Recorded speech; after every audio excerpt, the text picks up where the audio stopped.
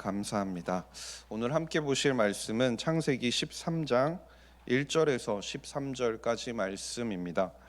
구약성경 15면 전후에 있는 창세기 13장 1절에서 13절까지 말씀입니다.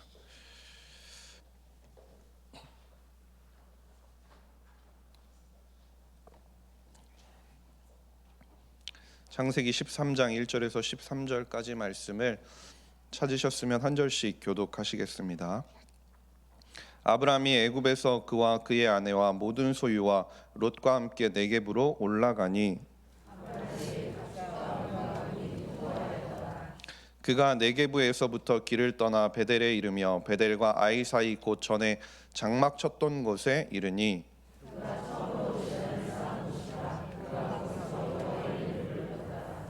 아브라함의 일행 롯도 양과 소와 장막이 있으므로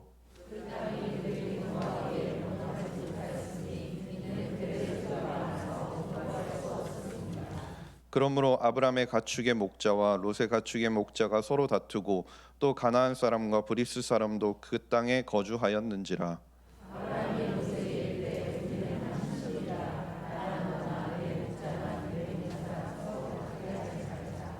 내 앞에 온 땅이 있지 아니하냐. 나를 떠나가라. 내가 좌하면 나는 우하고 내가 우하면 나는 좌하리라.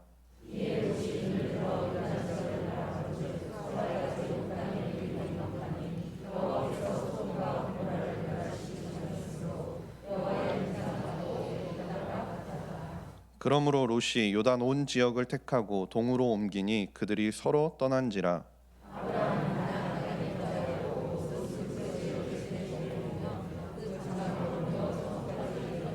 함께 읽겠습니다. 소돔 사람은 여호와 앞에 악하며 큰 죄인이었더라. 아멘. 네, 금요기도에 나오신 성도님 여러분 환영하고 축복합니다. 혹시 금쪽 같은 내 새끼라는 프로그램을 보신 적 있으신가요? 네, 네, 감사합니다. 오은영 박사님이 나와서 문제가 있는 아이들의 가정에 찾아가서 그 가정에 적절한 해결책을 제시하는 관찰 예능인데요. 그런데 거기 나오는 아이들을 살펴보면 욕설만 하는 게 아니라 부모를 향해서 폭력을 휘두르기까지도 하는 것을 볼 수 있습니다. 그런데 그 예능을 보면서 드는 생각이 무엇이냐면 와, 내 자식이면 절대 저렇게 놔두지 않을 텐데 라는 생각이 불현듯 들더라고요. 남들이 보면 왜 그냥 두냐고 욕을 할 만한 상황인데도 불구하고 부모는 아이를 혼내거나 그 아이를 다그치거나 하기보다는 품어주고 참아주는 모습을 보인다는 겁니다. 왜 그렇게 하는 걸까요? 부모는 어떻게 그러한 행동까지도 참아줄 수 있는 걸까요? 그것은 아마도 아이와 엄마 사이에 형성되어 있는 관계성이라는 것 때문일 겁니다. 쉽게 이야기하면 내 배 아파서 낳은 내 새끼이기에 조금 더 참게 되고 한 번 더 기다려주게 된다라는 거죠. 이처럼 이 관계성이 주는 힘은 대단한 것 같습니다. 하나님 앞에 선 우리의 모습을 보더라도 말이죠. 오늘 본문에서도 이 하나님과의 관계성 때문에 다른 길을 걷게 되는 두 사람이 나오게 되는데요. 그 사람이 바로 아브라함과 롯입니다. 1절을 보시게 되면 아브라함은 이집트를 떠나서 네겝이라는 지역으로 돌아오게 되는데요. 가나안의 기근을 피해서 이집트로 갔던 그 아브라함이 그 땅에서의 실패를 뒤로하고 다시 가나안 땅으로 돌아오게 되는 것입니다. 그리고 아브라함의 여정은 거기서 그치는 것이 아니라 3절 말씀을 보면 자신이 가나안을 떠날 때 거쳤던 장소들을 다시 다 지나서 베델과 아이 사이까지 이르게 된다라고 말씀합니다. 그런데 그곳은 무엇이냐면 전에 그가 장막 쳤던 곳이라고 말씀합니다. 이집트에서 시작을 해서 가나안의 접경이었던 네게브, 그리고 그 네게브를 지나 베델과 아이 사이에 이르기까지는 거리로 환산하면 거의 300km가 넘는 먼 여정입니다. 그런데 본문에서는 아브라함의 생각과 말들이 기록되어 있지 않기 때문에 그의 여정과 행동을 살펴보면서 그의 생각을 유추해 보면 그가 어떠한 목적이 있었기 때문에 이러한 여정을 계속해서 했던 것임을 우리가 짐작하게 되죠. 그는 풍요와 안락을 쫓아서 안전을 기대하며 이집트로 향하였는데 결국 그가 그곳에서 경험한 것은 실패뿐이었습니다. 그 같은 일을 통해서 그는 스스로 깨달은 바가 있었고, 그는 가나안에 돌아와서 이제 다시 새롭게 시작하고 싶은 마음이 있었던 것 같습니다. 그래서 그는 자신이 가장 처음 장막을 쳤던 곳, 하나님을 만나 예배했던 곳, 그곳에서 다시 하나님을 향한 자신의 마음을 회복하며 다잡고 싶었던 것입니다. 그런데 그 아브라함의 그런 행동에도 불구하고 아브라함의 삶이 극적으로 바뀐 것은 아니었습니다. 아내를 누이로 속여서 아내로부터 존경심은 이미 잃어버린 상태이고, 가장으로서 자존심과 품위마저도 이미 상실해버린 상태였습니다. 또한 아내를 누이라고 왕에게 속인 값으로 엄청난 부를 가지게 되었지만, 그 부는 가나안 땅으로 돌아왔을 때 롯과 갈등의 시작점이 되고 말죠. 게다가 그들 주변에 있는 가나안 사람들과 브리스 사람들까지도 짐승을 거느리고 살고 있었기 때문에 이방인인 아브라함과 롯은 원주민들의 눈치를 볼 수밖에 없었습니다. 종과 짐승들은 풍부해져 가는 반면에 함께 살아야 하는 땅은 넉넉하지 못한 형편이었다라는 거죠. 그러니 하루가 멀다 하고 그들 사이에는 다툼이 벌어지곤 했다라는 겁니다. 결국 아브라함과 롯의 목자들은 서로 다투게 되었고, 이방인들이 보는 앞에서 하나님의 백성들이 서로 싸우는 꼴을 보이게 되고 만 것입니다. 그리고 그러한 싸움은 결국 그 분쟁은 화해로 나아가지 못하게 되죠. 그래서 아브라함이 급하게 생각해낸 방법이 무엇이었습니까? 그 분쟁의 원인을 해결하기 위해서 롯과 헤어지는 것을 선택한 것이죠. 그것도 롯에게 거주지를 선택할 수 있는 선택권을 양보하면서 말입니다. 그런데 이 말씀을 보면서 희한하다라고 생각이 드는 게 무엇이냐면, 아브라함이 그 땅에 거하고 있던, 이미 그 땅 가운데 거하고 있던 가나안 사람 그리고 브리스 사람들과는 잘 지낼 수 있을 것 같았음에도 불구하고 가나안 여정을 처음부터 함께한 롯과 조카 롯과는 함께할 수 없다라는 사실입니다. 그런데 아브라함이 보여주었던 실수의 모습들은 그것뿐만이 아니었습니다. 아브라함이 롯과의 분쟁을 없애기 위해서 급하게 생각해낸 방법이 무엇이었습니까? 그것은 하나님의 약속 자체를 위험에 빠뜨리는 방법이었습니다. 그게 무엇이냐면요, 아내를 누이라 속여서 하나님께서 주신 후손에 대한 약속을 위험에 빠뜨린 일이 있었던 그 아브라함이 이번에는 하나님께서 주신 그 약속의 땅, 가나안 땅에 대한 약속마저도 위험에 빠뜨릴 위기에 처했던 것이죠. 무슨 뜻이냐면, 그가 조카 롯에게 무엇이라고 말씀합니까? 가나안 땅을 네가 좌하든지 우하든지 선택하라고 지금 그 선택권을 넘겨주게 된 것입니다. 그 말을 바꿔 말하면 무엇이냐면, 조카 롯에게 하나님께서 약속하신 그 가나안 땅마저도 넘겨줄 마음이 아브라함에게는 있었다라는 뜻인 거죠. 여기서 한번 생각해 보십시오. 만약 롯이 그 요단 동편의 땅을 선택하는 것이 아니라 가나안 땅을 선택했다면 만약 상황이 어떻게 바뀌었을까요? 아브라함은 그 롯이 선택한 곳과 반대로 가야 하기 때문에 그가 가나안 땅을 떠나야 하는 지경에 이르렀을 것입니다. 물론 아브라함의 선택으로 말미암아서 그가 가나안 땅을 떠나야 하는 상황이 왔음에도 불구하고 하나님께서는 하나님의 방법으로 롯의 후손을 번성하지 못하게 하신다든지, 아브라함을 돌리고 돌려서 다시 가나안 땅으로 돌아오게 하신다든지 해서 하나님의 약속을 다시 성취시키실 것이었습니다. 그럼에도 불구하고 아브라함의 지금 그 선택은 하나님의 약속을 위태롭게 만든 것임은 분명하다라는 것이죠. 그런데 아브라함과 마찬가지로 롯의 행보도 별반 다르지 않았습니다. 그는 지금까지 쭉 아브라함과 함께 동행을 하면서 지내왔죠. 배고프고 가난하고 목말라서 아브라함을 따라서 애굽으로 가게 되었고, 이제 그가 간절히 원하던 부를 누리게 되었습니다. 어쩌면 지금 그가 누리고 있는 그 모든 부는 그의 인생의 최고점일지도 모릅니다. 그런데 그 최고점인 상태의 그 부로 말미암아서 롯은 재물이 주는 시험에 단단히 빠져버리게 되죠. 이제 부자가 되어서 부유하게 되고 나니 아브라함과 더 이상 살 이유가 없어졌다라고 생각을 하게 된 것입니다. 자신에게 땅에 대한 선택권이 주어졌을 때 그는 아브라함에게 양보하는 모습조차도 보이지 않았습니다.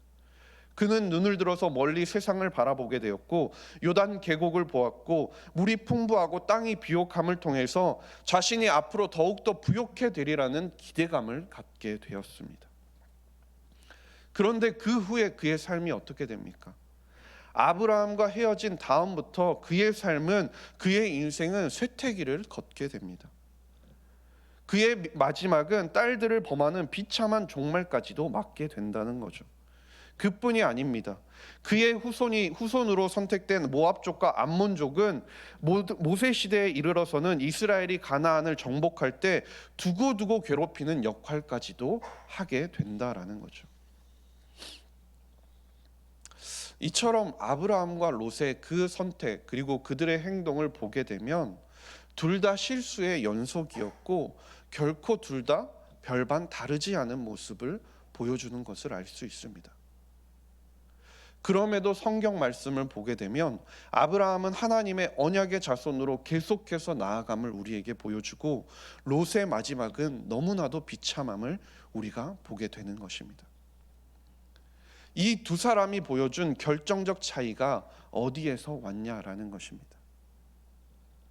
아브라함은 하나님의 곁에 붙어 있고자 발버둥을 쳤다라는 것이죠. 이집트에서 얻은 재물이 하나님의 축복이기는 하지만 자신이 하나님께 인정받았다는 생각은 하지 않았다라는 겁니다. 그래서 그는 처음부터 다시 시작해보고 싶은 마음을 가지고 하나님 앞에 제단을 쌓고 하나님을 간절히 찾고자 했던 것입니다.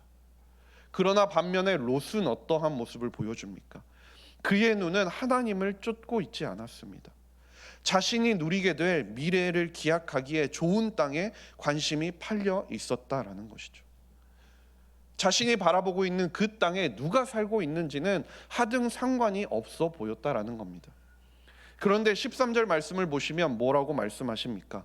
소돔 사람은 여호와 앞에 악하며 큰 죄인이었다라고 말씀하고 있습니다. 즉 이들은 하나님을 대적하고 우상을 숭배하는 자들이었다라는 말씀입니다. 우리가 창세기를 살펴보면 말이죠, 사람들이 뭔가를 보고 그 뭔가를 본 것에 근거해서 자신의 행동들을 결정하는 것들이 나옵니다. 창세기 3장을 보면 하와가 나오는데요, 하와는 나무를 보고 그 나무가 매우 좋아 보였습니다. 탐스럽게 보였다는 것이죠. 그래서 그가 어떠한 행동을 합니까? 그리고 나서 하와의 행동은 그 열매를 취하는 것이었습니다.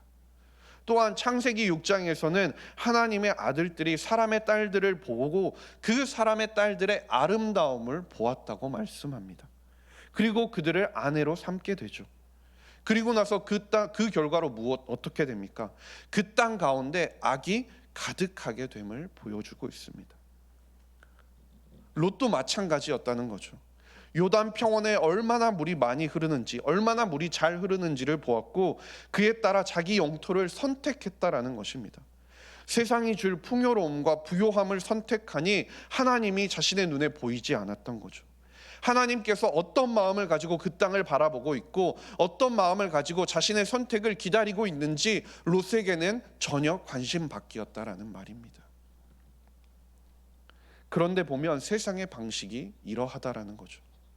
세상은 우리에게 성공을 주겠다고 유혹을 합니다. 좋은 것만 주겠다고 속삭이죠. 그러나 우리가 세상의 방법을 따라가게 되면 얻는 것은 결국 심판이고 사탄의 속삭임을 쫓아가면 결국 그 종착지는 지옥이 된다라는 것입니다. 롯이 보기에 가장 잠재력이 있어 보였고 가장 자신에게 많은 것을 주고 부를 줄 것이라고 보였던 소돔과 고모라는 결국 하나님의 진노의 대상이 될 뿐이었습니다. 하나님의 심판으로 말미암아 불에 모든 것이 타버린 좋지 않은 땅이었다라는 것이죠. 그렇기 때문에 우리는 눈앞에 보이는 것이 아니라 하나님의 관심에 주목해야 한다라는 것입니다. 하나님께 우리의 시선을 고정해야 한다라는 것입니다. 히브리서 11장 10절 말씀에 이는 그가 하나님이 계획하시고 지으실 터가 있는 성을 바랐음이라라고 말씀합니다. 아브라함은 영원한 터, 하나님이 계획하시고 지으실 그 성을 바랐고 그 성을 바라보고 있었다라는 것입니다. 이것이 아브라함과 롯의 다른 점이라는 것이죠. 우리가 잘 알다시피 하나님은 결코 후회하지 않으시는 분이십니다. 민수기 23장 19절 말씀이 있는데요, 우리 함께 읽도록 하겠습니다. 시작. 하나님은 사람이 아니시니 거짓말을 하지 않으시고 인생이 아니시니 후회가 없으시도다. 어찌 그 말씀하신 바를 행하지 않으시며 하신 말씀을 실행하지 않으시랴. 아멘. 하나님께서 후회가 없으신다 라고 말씀하시는 이 후회가 없으심에는 하나님께서 우리를 선택하신 것도 포함이 된다라는 것이죠. 아브라함만 지금껏 실수하며 살았습니까? 아닙니다. 우리도 아브라함에게 솔직히 손가락질 할 만한 자격이 없는 사람들입니다. 우리가 하나님의 약속과 축복을 위험에 빠뜨리는 일이 한두 번이었을까요? 알지도 못하는 순간에, 우리가 깨닫지 못하는 순간에도 실수하며 하나님의 계획을 망칠 뻔한 일은 수도 없이 많았을 거라는 겁니다. 저도 마찬가지고요. 그러나 하나님께서는 그 수많은 일들 가운데서도 당신의 뜻이 이루어지도록 우리의 실수까지도 선하게 바꿔가시는 분이시라는 것입니다. 아브라함은 하나님께서 약속하신 후손에 대해서 항상 고민을 가지고 있었을 것입니다. 왜냐하면 자신의 눈에 보이는 것이 없었기 때문이죠. 자신은 자녀도 지금 없고 아내는 불임이었으며 어쩌면 그렇기 때문에 롯을 실질적인 자신의 후사로 여기면서 살아갔을지도 모릅니다. 그래서 약속의 땅인 가나안에 대한 선택권도 롯에게 선뜻 주었을지도 모르죠. 그러나 하나님의 계획 가운데서는 롯은 아브라함을 반드시 떠나야 했다라는 거죠. 그 롯의 떠남도 재물과 그 아브라함의 족속들과 종들과 함께 다툼이 원인이 되기는 했지만 그것 또한 하나님의 계획 속에 있었다라는 것입니다. 이런 하나님 앞에 선 아브라함이 보여야 하는 태도가 무엇이었을까요? 하나님께서는 자신에게 하신 명령과 약속을 기억하며 하나님 앞에 온전히 순종하는 것이 아브라함이 보여야 할 태도였다라는 것입니다. 이 온전히 순종한다라는 것은 단순히 하나님의 말씀을 따르기 위해 노력하는 것이 아닙니다. 아브라함이 보여주었던 모습을 보십시오.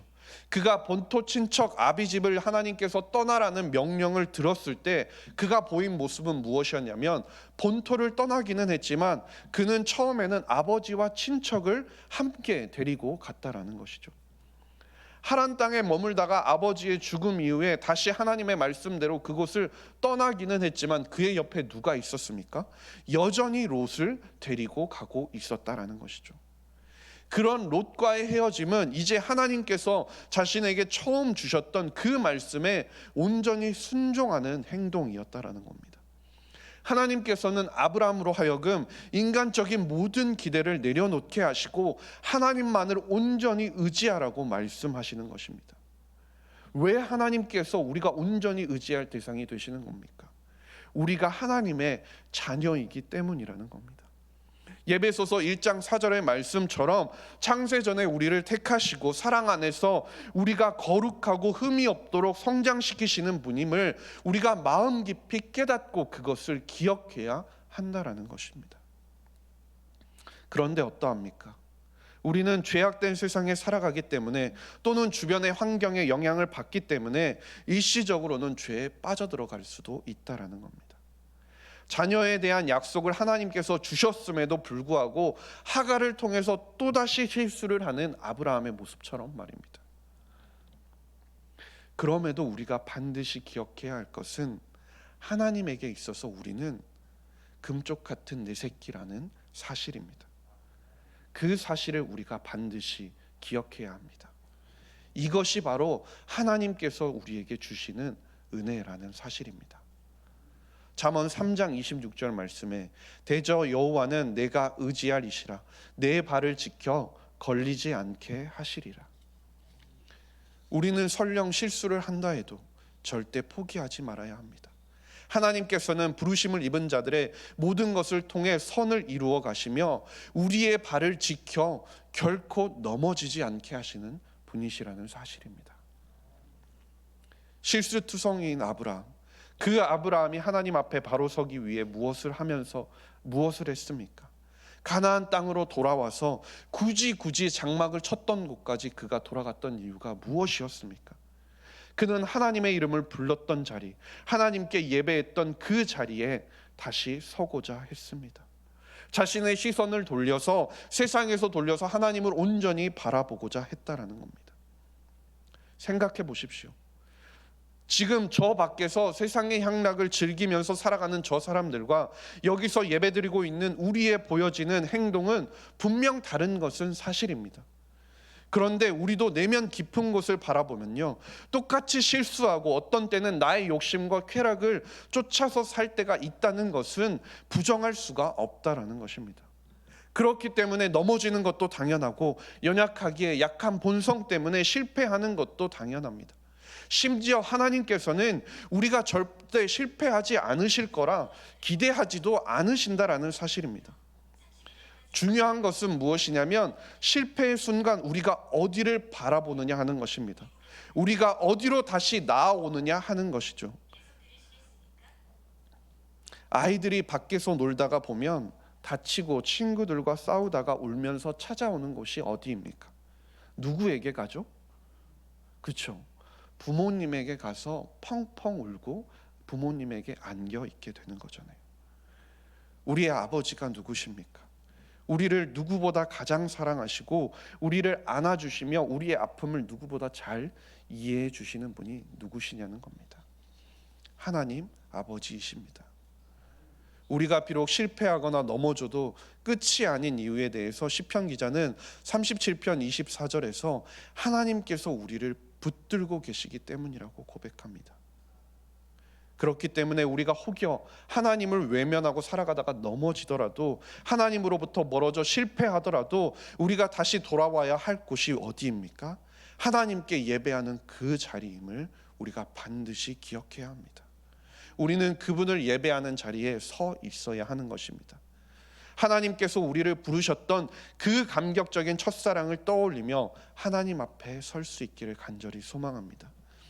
그래서 요한복음 4장 24절 말씀에서 이렇게 말씀합니다. 아버지께 참되게 예배하는 자들은 영과 진리로 예배할 때가 오나니 곧 이때라. 아버지께서는 자기에게 이렇게 예배하는 자들을 찾으시느니라. 아멘. 우리가 주님 앞에 나와 예배 드릴 때 하나님께서 우리 가운데 임재하여 주십니다. 우리는 하나님의 영광을 보게 되고 존귀하신 하나님을 만나게 된다라는 겁니다. 하나님의 은혜를 경험하게 된다라는 거죠. 그렇게 되면 우리는 깊이 숨겨두었던 죄들을 고백하고 회개할 수밖에 없게 되고, 상처 입었던 것들과 낙심하고 절망했던 것들이 치유되고 회복되는 것들을 경험하게 되는 것입니다. 우리가 평안을 얻고 담대함을 얻게 된다라는 말입니다. 무엇을 선택할지, 우리가 어떤 방향으로 가야 하는지 우리가 결정할 수 있게 된다라는 것입니다. 우리가 예배 앞에 나올 때 우리는 영적으로 새로워질 수 있게 된다라는 것입니다. 주 안에서 사랑하는 석관중앙교회 성도님 여러분, 하나님이 주신 그 약속을 붙들고 그 하나님 아버지만을 바라보며 살리라 고백할 수 있게 되기를 간절히 소망합니다. 세상이 주는 가치와 기쁨을 바라보며 그것의 마음을 빼앗기고 행동하는 것이 아니라, 우리의 시선이 주님께 고정되며 온전히 하나님만을 예배하는 온전한 예배자의 삶을 살 수 있게 되기를 주님의 이름으로 간절히 소망합니다. 하나님께서는 우리를 자녀라 불러주셨습니다. 믿으십니까? 기도하겠습니다. 하나님 아버지 감사합니다. 오늘도 우리를 예배의 자리로 불러주시고 주님의 은혜를 기억하게 하시니 감사드립니다. 아브라함과 롯의 모습을 통해 우리가 기억하며 나아가야 하는 모습들을 돌아보게 하시니 감사드립니다. 우리를 택하시고 자녀 삼아주시고 인도하여 주심에 온전히 감사하게 하시고 하나님 앞에 온전한 예배자로 살기 위해 발버둥치며 나아가는 저와 모든 성도님들이 되게 하여 주시옵소서. 이 시간 기도의 제목들을 가지고 하나님께 기도하며 나아가고자 합니다. 주님의 선하심을 의지하며 기도할 때 주님께서 응답하여 주시고 우리의 나아갈 바를 깨닫게 하여 주시옵소서. 감사드리며 모든 말씀 우리 구주 예수 그리스도의 이름으로 기도드렸습니다. 아멘.